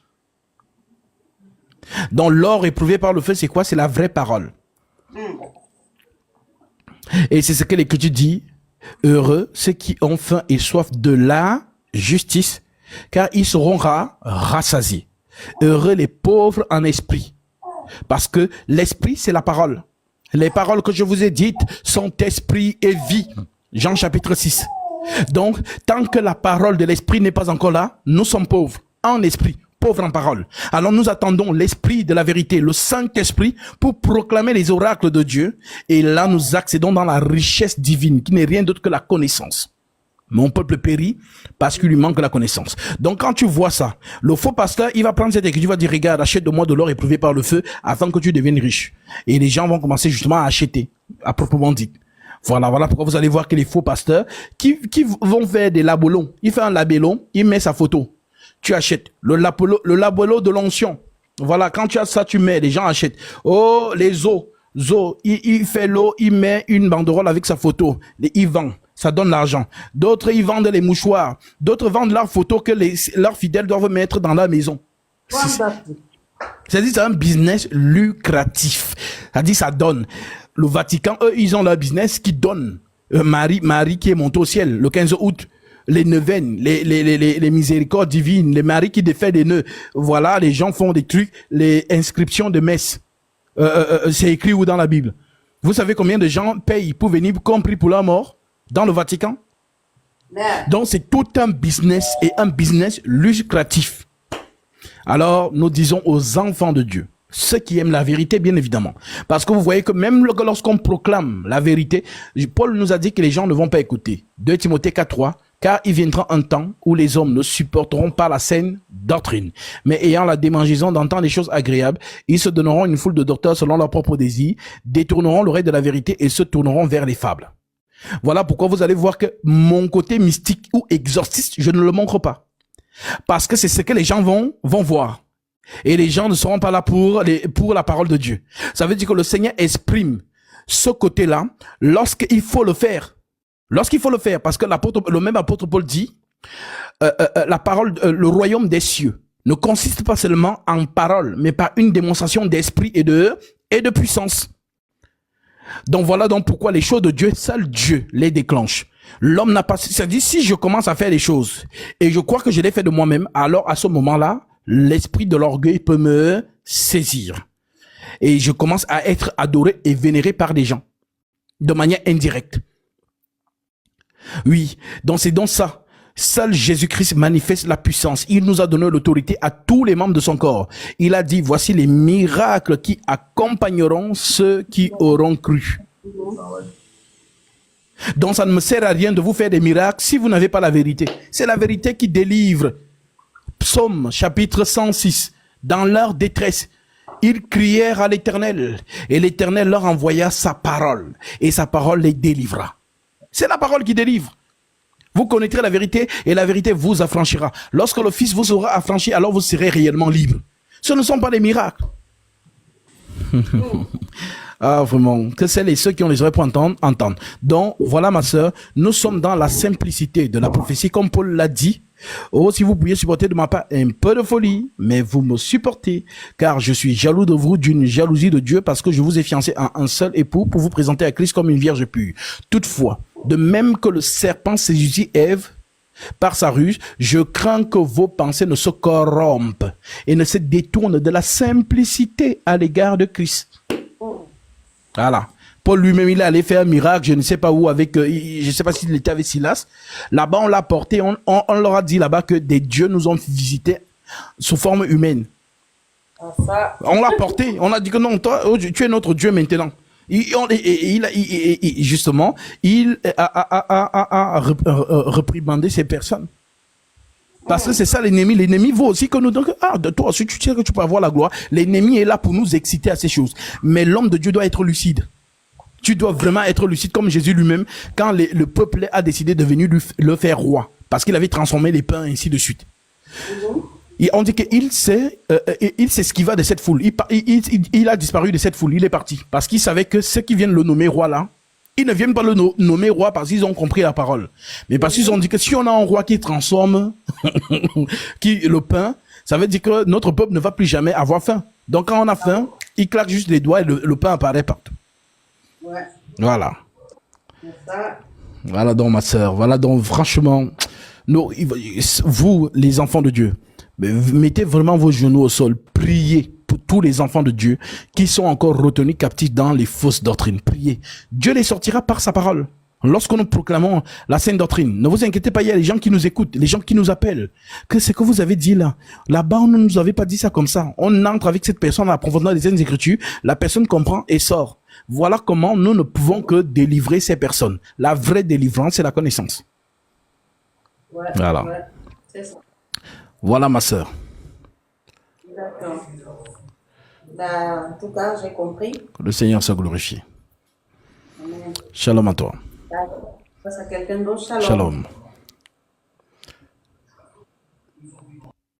Comme il y a une maman qui m'appelle, me dit, ah, mon fils, on a beaucoup souffert.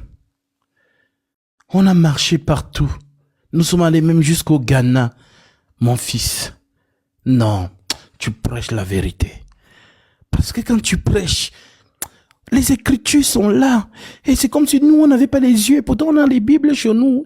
Mais quand tu prêches, on a l'impression que les Écritures prennent vie. Non, ces gens-là nous ont menti. Et c'est comme ça qu'on a dépensé l'argent. On a dépensé l'argent dans ces choses. Et vous connaissez les mamans. Les cœurs des mamans que vous voyez. Les mamans là donnent. Hein. Je vous dis, les mamans là ont le cœur. Dès que tu leur dis seulement, sème ton Isaac. Il y a les mamans. J'étais en Côte d'Ivoire. Voilà, une maman qui a dit, le terrain que mon mari m'a donné en héritage pour les enfants, j'ai donné au pasteur. Les faux hommes de Dieu. Ce qu'ils font ici dehors, je vous assure, comme Paul pouvait le dire, leur fin sera selon leurs œuvres. Mangez l'argent du mensonge. Mangez, escroquez ces pauvres âmes. Mangez, voilà.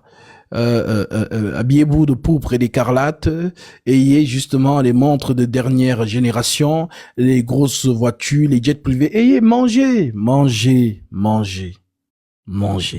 Mais un jour, comme Paul l'a dit, leur fin sera selon leurs œuvres. Vous ne savez pas ce qu'on appelle le jugement du Dieu Tout-Puissant. Hein? Ok. Je préfère manger dans l'honnêteté de la parole, puisque le Seigneur a dit dans 1 Corinthiens 9, l'Écriture dit, le Seigneur a ordonné, c'est un ordre et non une négociation. Le Seigneur a ordonné à ceux qui annoncent l'évangile de vivre de l'évangile. C'est l'ordre de Dieu. Alors je travaille dans l'honnêteté. Et les enfants de Dieu qui sont touchés et qui mettent cette écriture en pratique, amen. Je sais que je mange dans la vérité, par la main de Dieu. Alors si je voulais me faire vraiment des milliards, au moins en francs CFA, en quelques temps, Makosso ne fait rien. Il ne fait rien. Comme vous aimez la magie, c'est la magie que vous voulez voir. On allait tous en Inde. Invoque un esprit, tu vas voir, il va venir. Mais pour qu'il repart.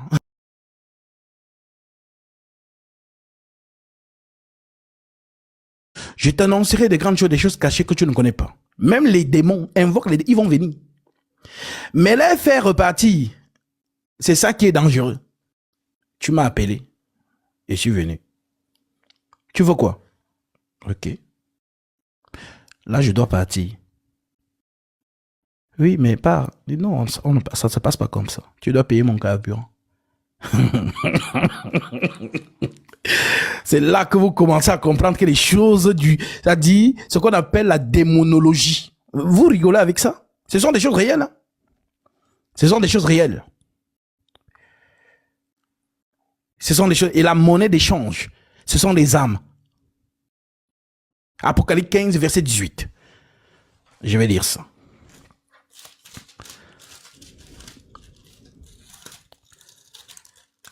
Apocalypse 15.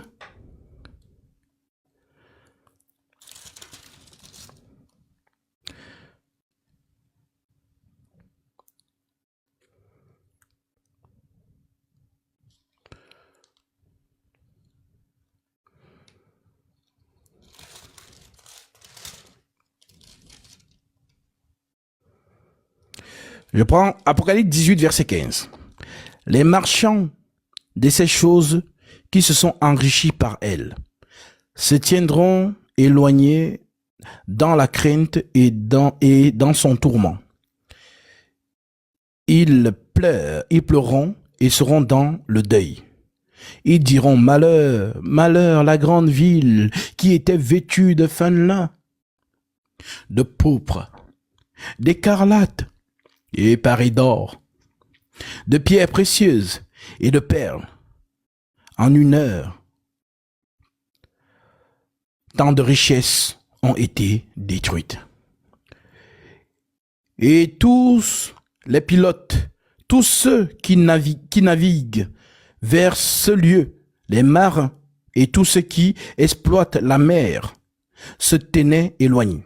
Et ils s'écriaient en voyant la fumée de son embrasement, quelle ville a été semblable à la grande ville. Ils y jettent de la poussière sur leur tête, ils pleurent et ils étaient dans le deuil, ils criaient en disant, malheur, malheur, la grande ville, où se sont enrichis par son opulence tous ceux qui ont des navires et sur la mer, en une seule heure, elle a été détruite. Donc, dans ces choses, on vous dit qu'ils ont vendu des choses. Je prends le verset 12. Cargaison d'or, d'argent, de pierres précieuses, de perles, de fin lin, de pourpre, de soie, d'écarlate, de toute espèce de bois, de senteur, d'espèces d'objets d'ivoire, de toute espèce d'objets de bois très précieux, en aran, en fer et en marbre, de cinnamon, d'aromates, de parfums, de myrrhe, d'encens, de vin, d'huile, de fine farine, de blé, bœuf, de brebis, de chameaux, de chars, de corps d'âme d'homme. Voilà donc ça dit le commerce d'âme. C'est écrit. Le commerce, il dit de corps et d'âme d'homme. Le commerce des âmes et des hommes. Monnaie d'échange. Oh, tu veux que la puissance soit manifeste? Donne ta fille et tu verras. Ceux qui ont regardé le film Arthur, le roi Arthur, ceux qui ont regardé ce film. Dans ce film, ceux qui sont lucides, qui quand ils regardent des films, ne regardent pas des films pour regarder, mais voient tout ce qui est dissimulé dans le message. Parce que tout ce qu'on vous montre dans les télévisions, il y a des messages qu'il faut décoder. Voilà. Comme vous écoutez la musique, vous écoutez pour danser. Mais vous ne discernez pas ce qui est mis dans la musique. Voilà, parce que tout chrétien, nous discernons tout. Ça dit même la musique. Voilà. C'est pas parce qu'il y a un bon rythme que ça veut dire que il y a des messages qui sont envoyés. Donc il faut justement voir ces choses-là. Alors dans ce film Roi Arthur, il y a deux frères. Voilà un qui est roi, dont le père d'Arthur, et son frère qui le jalouse parce qu'il veut aussi la royauté. Sauf que son frère règne et il est tellement puissant et prospère dans son royaume. Le peuple l'aime parce qu'il a un cœur pur, on va dire ça comme ça. Mais l'autre frère jaloux va donc pactiser avec un démon. Et les démons lui disent, tu veux la royauté? C'est facile. Mais tu dois justement être fidèle à ton contrat. Alors, qu'est-ce qu'il fait? On lui demande des hommes. Il donne. Jusqu'à ce que, lorsqu'il est proche du but de devenir roi, ce démon vient encore et le démon lui dit, non, c'est pas terminé. Donne encore ta fille et tu deviendras roi. Il commence donc à pleurer. Sa fille qu'il aime tant. Mais le contrat est signé. S'il ne donne pas sa fille, c'est lui qui part. Et ce dernier prend donc sa fille dans ses bras. Il pleure. Il pleure. Il amène sa fille au bord de l'eau et il la poignarde. Et le sang se répand dans l'eau. Et puis, ces choses-là viennent et commencent à rigoler. Voilà comment il accède au pouvoir. Mes amis, je vous dis en tant qu'un homme spirituel, le monde dans lequel vous êtes n'est pas ce que vous voyez. Ayez les yeux de l'esprit. notre Seigneur. Les gens qui posent souvent la question. Ah, mais Gasby, si Jésus est Dieu, mais comment Satan peut venir tenter Jésus? Je ne comprends pas bien cette partie-là. Alors, je réponds à ces personnes. Tous les mouvements prophétiques sont un enseignement pour les saints. Dans ce passage-là, le Seigneur est en train de te montrer ce qui se passe dans le monde dans lequel tu vis. Le Seigneur te dit, mon fils, tu vois cette terre, elle est sous la puissance de Satan. C'est écrit. Prenons un peu Apocalypse, plutôt Jean chapitre 14, verset 9. Jean 14, verset 9. Il est écrit. Jean chapitre 14, verset 29. Il est écrit. Et maintenant, je vous dis ces choses avant qu'elles n'arrivent, afin que lorsqu'elles arriveront, vous croyez. Je ne parlerai plus guère avec vous, car le prince du monde vient. Dans d'autres versions, le roi du monde. Donc, le Dieu de ce siècle, voilà aussi comment on l'appelle. Donc, dans ce monde-ci, comme Satan a dit à Jésus ce jour-là dans Luc 4, cette terre m'a été donnée et je la donne à qui je veux. Lisons cela. Luc 4, verset 5. Le diable l'ayant élevé, lui montrant en un instant tous les royaumes de la terre, et lui dit, je te donnerai toute cette puissance et la gloire de ces royaumes, car elle m'a été donnée. Alors ça m'a intrigué. Qui a donné à Satan la terre? Qui a donné à Satan la terre? Lorsque nous lisons dans le prophète Jérémie, chapitre 27, il y a une parole là-bas que vous devez être au courant.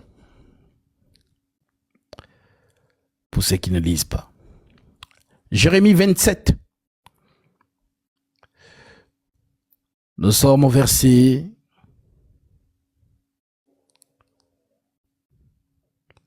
Je prends directement le verset 7.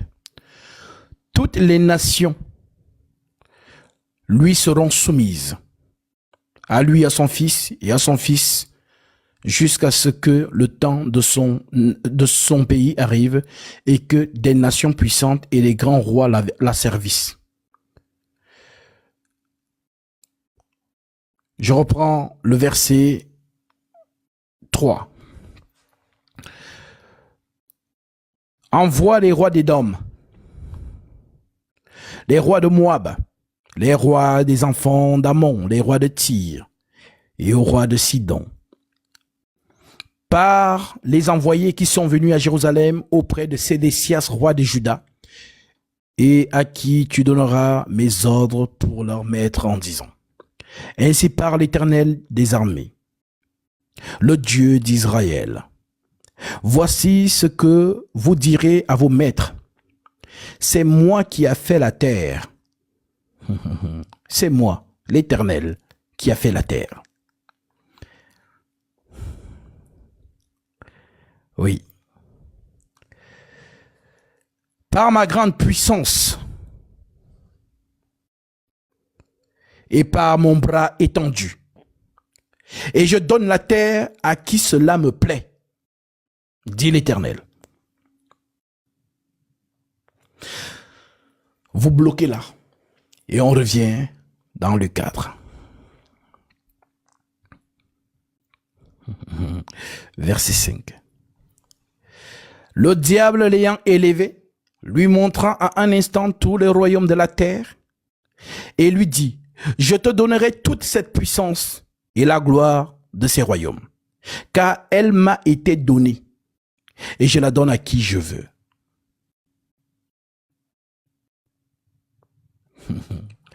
Et Jésus nous dit que cette terre est sous la puissance de Satan. comment Satan a pris la terre. À quel moment Dieu le lui a donné.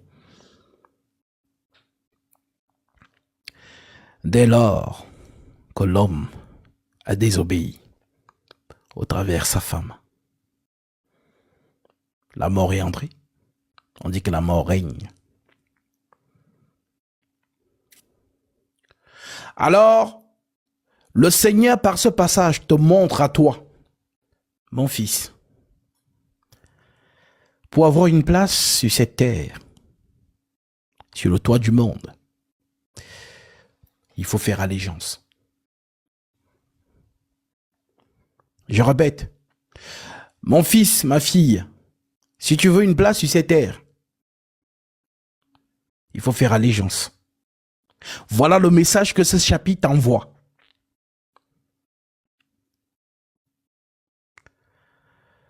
Voilà pourquoi l'Écriture nous dit que dans la voie que le Christ nous a appelée, qu'on appelle la piété, contentez-vous de ce que vous avez. Ne cherchez pas, n'ayez pas la gourmandise des choses du monde. Résumons cela dans 1 Timothée 6. Et vous avez compris d'où Paul a tiré ces choses et vous a écrit cela. 1 Timothée 6, verset 3.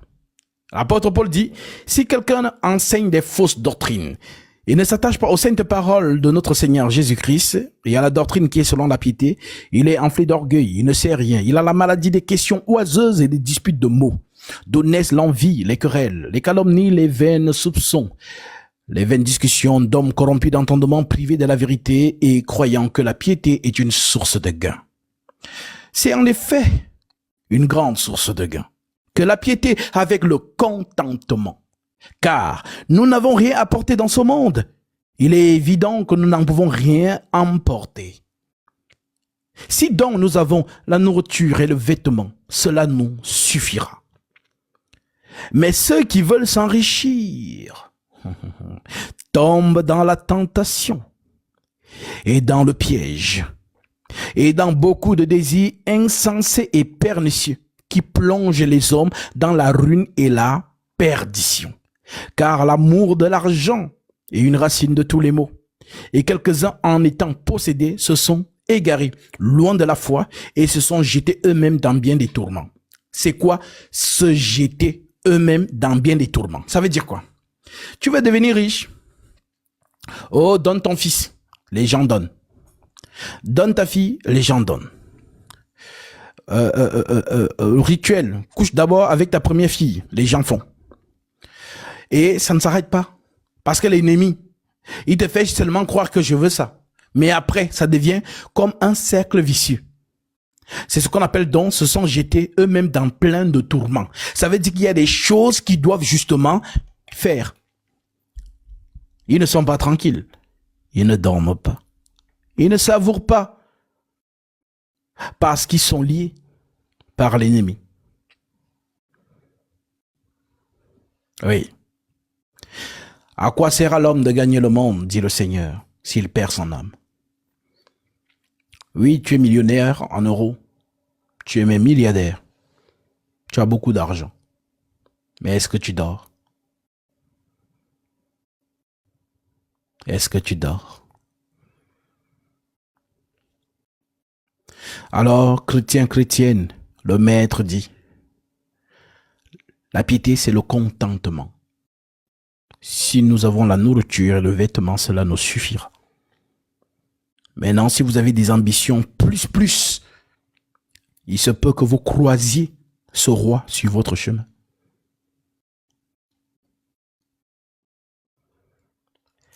Qui va vous proposer des choses. Regardez toutes ces femmes du cinéma. À quel moment elles viennent ouvrir leur bouche? Oh, le réalisateur m'avait fait ceci. Il m'avait dit que si je veux le premier rôle, que je fasse ça. Vous les voyez sortir 17 ans après, 20 ans après. Mais elles ont fait. C'est la comédie que vous voyez. Oh non, dénoncez et la gardez. C'est la comédie. Elles ont d'abord fait. Ils ont d'abord fait. Oh, scandale de P. Diddy. Ah, Puff Daddy, regarde ce qu'il faisait. Vous êtes étonnés? C'est ce qui se passe. Tu veux percer? Oh, c'est facile d'être percé. Parce que vous ne verrez jamais Satan. Vous n'allez jamais le voir assis sur un trône où on le sert. Non, c'est un esprit. C'est un esprit qui peut te proposer des choses sales. Tu veux que tes disques vendent? Je dois d'abord te prendre par derrière. Si tu es d'accord, je finance ton projet. Combien de personnes, et même dans ce live, ont été soumis à ces choses-là? Genre, on te propose, un peu comme les femmes, vous allez dire, ah non, moi je ne peux pas faire ça. Dès qu'on met seulement l'argent devant elle, elle commence à réfléchir. Genre, la réflexion commence. Non, non, attends d'abord, est-ce que j'ai répondu? Attends d'abord, j'ai réfléchi. C'est comme ça que ça se passe. C'est le monde dans lequel nous vivons. Hey. Ce sont des réalités.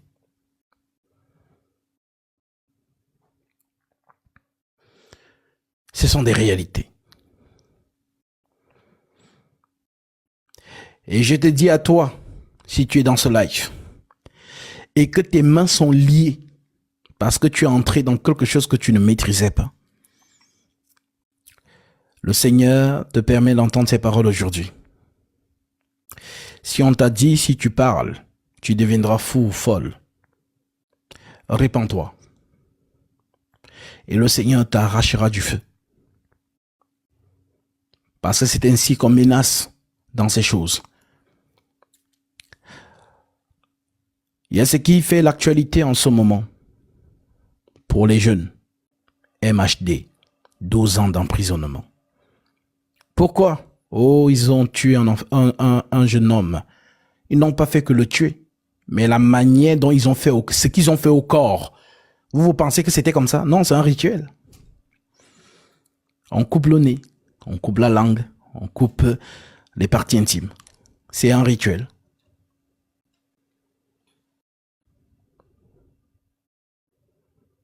Oui. C'est à ce moment que tu te dis, mais comment un homme doté de sens, peut même tuer quelqu'un? Non seulement le tuer, mais le stimuler encore. En faisant des atrocités. Ce n'est pas l'homme, c'est un esprit qui est derrière.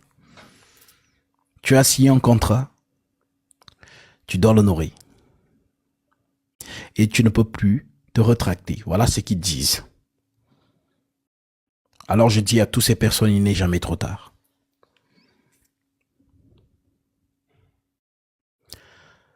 Répands-toi. Accepte le Christ. Reçois ton baptême conformément à la sainte doctrine. Et si tu dois partir, sauve ton âme. À quoi sert à l'homme de gagner le monde s'il perd son âme, a dit le Seigneur.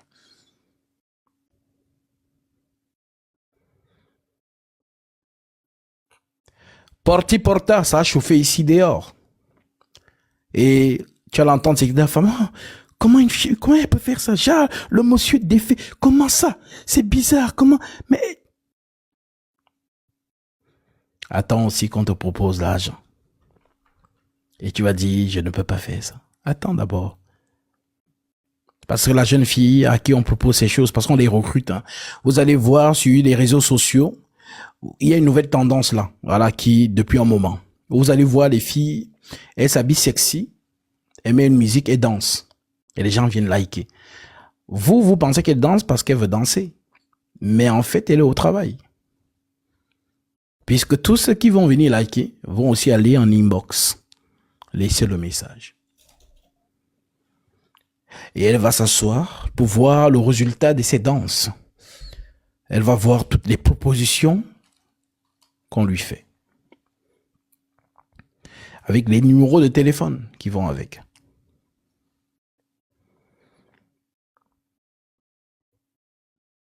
Voilà comment il se retrouve dans ces projets-là.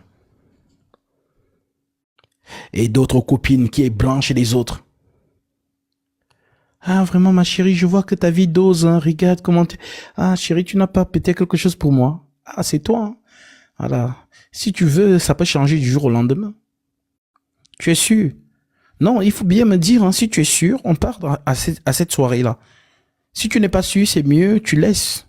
Non, t'inquiète pas, je suis sûr. Elle se retrouve là-bas. Elle voit donc ce qui se passe. Comment un homme sensé peut te demander, je défecte sur toi et je te donne l'argent. Vous pensez que, oh non, ce sont les fantasmes. Ce ne sont pas les fantasmes, ce sont des rituels. Maintenant, on lui fait ça. Elle a 500 000 euros. C'est dit, c'est facile comme ça. Je mange juste ça. De toute manière, on commence à se nourrir des choses. Oh non, après, je vais me prendre un médicament qui va me faire gerber, ainsi de suite. Ou bien avant de partir, je prends d'abord un médicament qui me fait oublier tout ce qui se passe 10 minutes après, ou 20 minutes, ou 30 minutes. Ah, il y a des comprimés.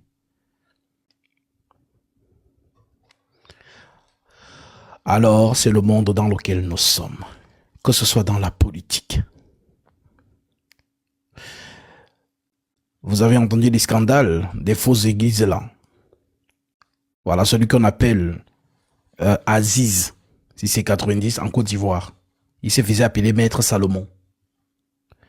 Qui confectionne justement des ustensiles et qui révèle, comme on dit en Côte d'Ivoire, casse les papeaux. Hein? Voilà. Il vient dire, non, je ne peux pas donner le nom de mes clients pasteurs. Oui, c'est le contrat que nous avons. Alors, quand ils ont des grandes conventions, ils viennent nous appeler. Ça veut dire que nous nous asseyons dans la foule. Et quand ils commencent à faire ces choses, c'est nous qui faisons les choses. Mais les gens ne voient pas.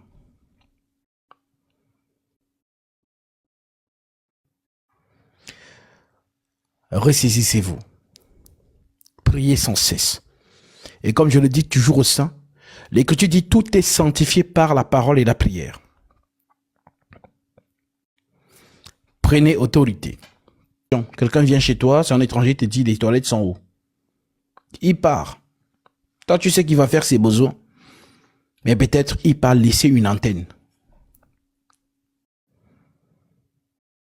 Il laisse une antenne. Et il faut savoir que tout ce qui est justement dans les selles, les urines, et ainsi de suite, ce sont des choses qui sortent de vous. C'est votre corps. Et ces antennes, justement, prennent ces énergies ou d'autres vont sur... Quand on dit antenne, ne voit pas l'antenne de la radio ou quand on parle de l'antenne, ce sont justement des égrégores ou ce que vous appelez souvent des totems. Voilà pourquoi vous allez voir qu'on retrouve beaucoup des trucs comme des serpents dans ces choses-là, les toilettes. Ça n'a pas apparu là-bas. C'est quelqu'un qui a mis ça. Alors je dis aux enfants de Dieu, nous avons la puissance au-dessus de toute puissance. Une sœur qui me disait hier, mais Gatsby, pourquoi on dit au nom puissant de Jésus? Normalement, on doit dire au nom tout puissant de Jésus. Parce que l'Écriture nous dit, celui qui est en vous est plus puissant que celui qui est dans le monde. Donc on dit que Satan est puissant. On ne peut pas dire au nom puissant de Jésus. On doit dire au nom tout puissant de Jésus-Christ. C'est vrai. J'ai donné le verset de Ésaïe 9 à partir du verset 6 à la sœur en lui faisant comprendre que dans les proclamations de ce que doit être cet enfant dans la prophétie, on dit il sera appelé admirable, conseiller, Père éternel, Dieu puissant. Dieu puissant. Donc, ceux qui disent peut-être au nom puissant de Jésus-Christ se réfèrent à cette écriture. Mais tu as raison, le Seigneur Jésus-Christ est l'Esprit tout-puissant. Voilà pourquoi il nous a dit celui qui est en vous est plus puissant que celui qui est dans le monde. Alors, oui, tout est sanctifié par la prière et par la parole de Dieu. Lorsque vous arrivez quelque part, vous êtes sanctifié, tout est sanctifié pour ceux qui sont sanctifiés. Voilà, proclamez les louanges. Chantez les louanges au nom du Christ. La louange que tu chantes dérange tous ceux qui ne confessent pas le nom du Seigneur. La prière. Vous êtes puissant par le nom du Christ. En mon nom, dit-il, vous chasserez les démons.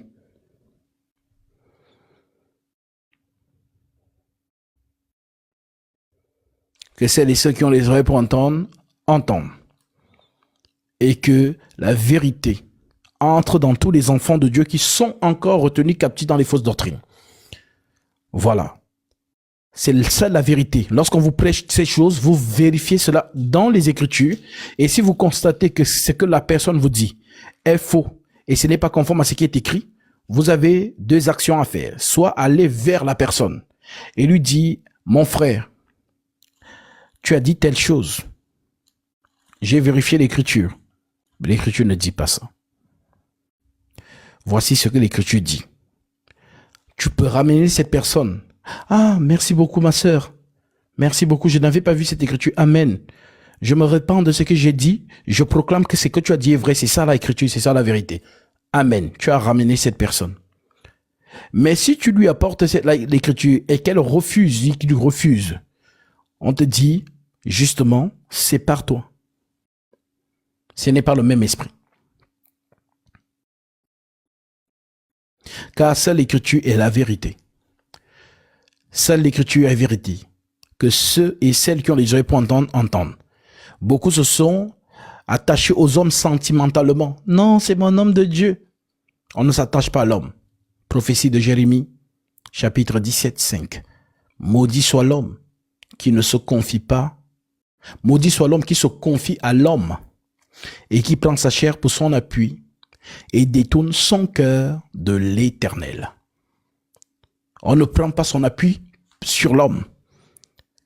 On prend son appui sur l'écriture. Maudit soit l'homme qui se confie à l'homme et qui prend sa chair pour son appui et détourne son cœur de l'Éternel. L'Éternel, c'est l'écriture. Voilà pourquoi il proclame cela à Josué. Nous allons lire ça dans Josué chapitre 6. Et nous prenons la demande qui est envoyée. Livre de Josué, chapitre 6. Chapitre 1 à partir du verset 6. Il est écrit. Je prends même à partir du verset 1. Écoutez bien. Après la mort de Moïse, serviteur de l'Éternel, l'Éternel dit à Josué, fils de Nun, serviteur de Moïse, Moïse, mon serviteur, est mort. Maintenant, lève-toi, passe ce Jourdain. Toi et tout ce peuple, pour entrer dans le pays que je donne aux enfants d'Israël. Tout lieu que foulera la plante de votre pied vous appartiendra. Je vous le donne comme je l'ai dit à Moïse. Vous aurez pour territoire tout, depuis le désert et le Liban jusqu'au grand fleuve, le fleuve de l'Euphrate, tous les pays des Hétiens, jusqu'à la grande mer vers le soleil couchant.